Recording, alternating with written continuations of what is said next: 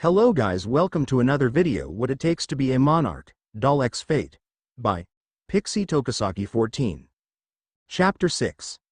Mordred Pav, Artoria Pendragon. Oh. It's Mordred. And she doesn't look happy. This doesn't look good. She closes her helmet and charges at me with insane speeds. I jump to the side to evade her attack. I then transform into my armor and materialize Excalibur. This time it's not invisible. So, it is you, father, she says in a low cold tone. I gulped hard and go into a defensive stance, my sword in front of me ready to block any swings. Tisk. You're still alive after Camlin, she said. She charged at me again. I immediately go to block and our blades hit, sparks flying everywhere and our movements are a blur. Then it hit me. This is Mordred after her duel with Artoria in Camlin. That means she still hates Artoria, me. Wait, Mordred. Listen. I try to make her stop by shouting, but she just goes for a thrust into my stomach. Fortunately, I block it with Excalibur and spun around along the length of the blade to punch her in the face. The impact sent her flying into the trees. She then gets back up and rushed back towards me and charges her arms into a swing.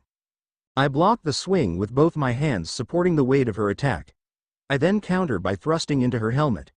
The helmet cracked and shattered and I saw her face again. Why should I listen to you? After yelling that, she just kicks my side and I am sent into the ground with my face down. I can see the anger in her eyes, the hatred she built up against Artoria. You denied me a father. All I ever wanted was to be acknowledged as your son. The throne was supposed to be mine. She then tries to follow up by slashing down aimed at me. I then see some tears streaming down from her eyes. I see the trajectory and immediately dodge. Her sword only managing to cut part of my hair. I then use the hilt of my sword to make her stagger and I follow up with a horizontal slash into her chest. She sees this coming and blocks my strike. Sparks from our swords were flying everywhere as she stared at me with an expression full of rage. She then hits my head with hers, causing me to stagger, and she follows up with a blow to my stomach. It hurts. But I need to resolve the issue between Artoria and Mordred. I have to do it here and now. Mordred, please listen. I block another blow that was aimed for my head. She just swings her legs to my abdomen, sending me to the ground. I roll back up on my feet and see her standing there with her arms and body shaking with anger. All I ever wanted was for you to see me as your son. Now it's too late for that. You lost your chance of speaking to me when you turned your back and left me after I said you were my father. She then rushed back with incredible speeds. Fortunately, my reflexes kick in and block my side where she was aiming, but the force of the hit pushed me back.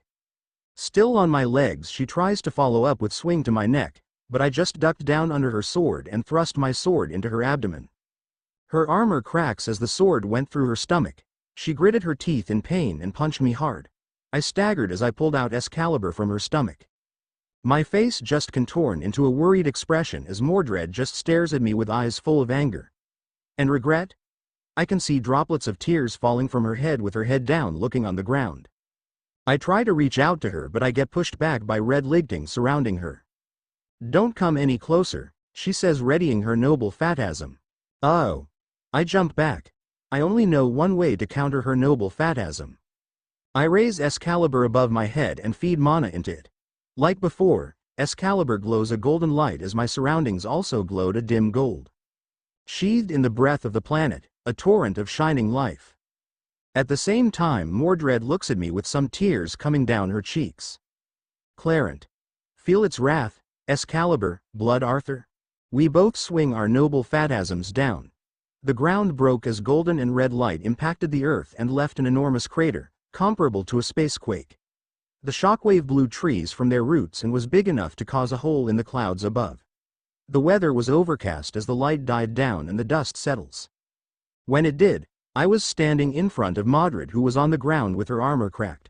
I was pointing Excalibur at her and Clarent was on her side, which was stabbed into the ground. My eyes started to tear up as well as hers. My hand started shaking as she started to shout. Just do it. Finish it already. To you I'm just a shame. Something you just see as a tool to your rule. She said the last part while crying. I closed my eyes and swung down onto her. She closed her eyes waiting for the blow, but it never came. Instead, she received a hug from me. I hugged her tightly while crying into her hair. She just raises her arms behind my back in surprise. I'm sorry. I'm so sorry. I never should have turned my back on you. I never should have seen you as just a tool for the round table. Please forgive me, I said, crying into her blonde hair. I just hear a sniff from her and she curls her arms around me and hugged back. I just hear her cry outlook as I try to calm her by hugging her tightly while saying some comforting words. Shush. Shush. It's okay. Father is here for you, I said as I kissed the top of her hair. My tears dropping down on her head as rain started to fall. Did I do it? Did I manage to resolve their issue? I thought to myself, looking up into the clouds above with tears in my eyes.